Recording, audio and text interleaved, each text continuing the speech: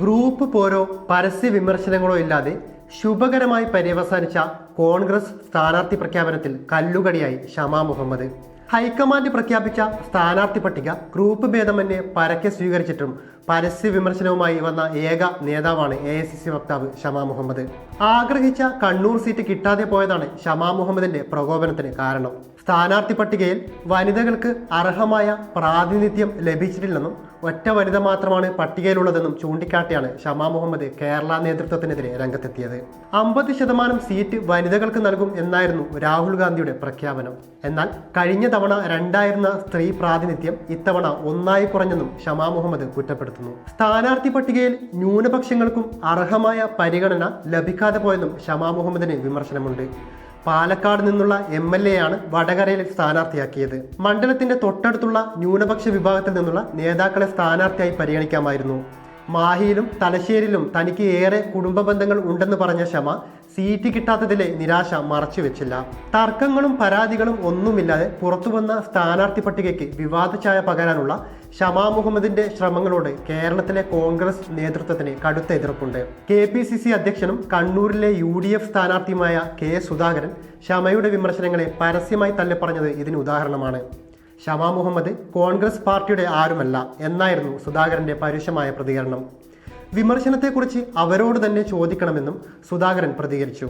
എന്നാൽ ഷമയുടെ വിമർശനത്തെ തള്ളാതെ കരുതലോടെയായിരുന്നു പ്രതിപക്ഷ നേതാവ് VD സതീശന്റെ പ്രതികരണം. വനിതകൾക്ക് പ്രാധാന്യം നൽകാൻ കഴിയാത്തതിൽ വിഷമമുണ്ട്. സിറ്റിംഗ് MPമാർ മത്സരിച്ച സാഹചര്യത്തിലാണ് സീറ്റ് നൽകാൻ കഴിയാതെ പോയത്. ഷമാ മുഹമ്മദ് പറഞ്ഞതിൽ തെറ്റൊന്നുമില്ല. സീറ്റ് നൽകാനാകാത്തതിന്റെ കുറ്റബോധം നേതൃത്വത്തിനുണ്ട്, സതീശൻ പ്രതികരിച്ചു. ഷമയുടെ വിമർശനം ഉൾക്കൊള്ളുന്നു എന്ന് ധാരണ ഉണ്ടാക്കിക്കൊണ്ട് അതിനെ ലഘൂകരിക്കുകയാണ് പ്രതിപക്ഷ നേതാവ് ചെയ്തത്. ഷമയുടെ വിമർശനം ഏറ്റുപിടിക്കാൻ മറ്റ് നേതാക്കളാരും തയ്യാറായില്ല എന്നത് ശ്രദ്ധേയമാണ്.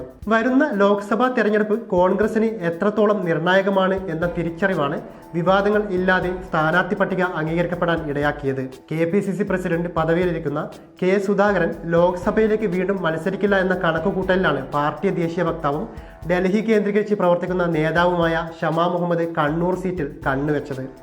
പാവപ്പെട്ടവർക്ക് വീട് വെച്ച് നൽകിയും വിദ്യാഭ്യാസ സഹായങ്ങൾ എത്തിച്ചും പരിപാടികളിൽ പങ്കെടുത്തുമെല്ലാമായി 1-2 വർഷമായി കണ്ണൂരിൽ ഷമയുടെ സാന്നിധ്യമുണ്ട്.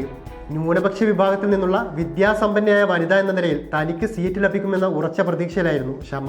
രാഹുൽ ഗാന്ധിയും KC വേണുഗോപാലും അടക്കമുള്ള നേതാക്കളോട് ഒളിഞ്ഞും തെളിഞ്ഞും കണ്ണൂരിൽ മത്സരിക്കാനുള്ള സാധ്യത പ്രകടമാക്കുകയും ചെയ്തിരുന്നു. അപ്പോഴൊന്നും നേതൃത്വം അഭിപ്രായം പറയാത്തതിനാൽ ഷമ സീറ്റ് പ്രതീക്ഷയിൽ വിശ്വാസത്തോടെ മുന്നോട്ട് പോയി.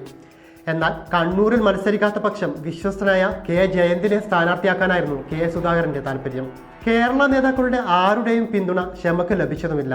കണ്ണൂരിലെ മത്സരം അഭിമാന പ്രശ്നമായി കണ്ട് CPM ജില്ലാ സെക്രട്ടറി MV ജയരാജനെ തന്നെ രംഗത്തിറക്കിയപ്പോഴാണ് കോൺഗ്രസിന് അപകടമണത്തത്.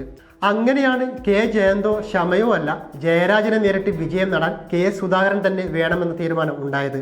സുധാകരന്റെ വരവോടെ ഉണ്ടായിരുന്ന പ്രതീക്ഷയെല്ലാം തകർന്ന ഷമാ മുഹമ്മദ് ആ നിരാശാബോധത്തിൽ നിന്നാണ് സ്ഥാനാർത്ഥി പട്ടികയ്ക്കെതിരെ പരസ്യ വിമർശനവുമായി രംഗത്തെത്തിയത്.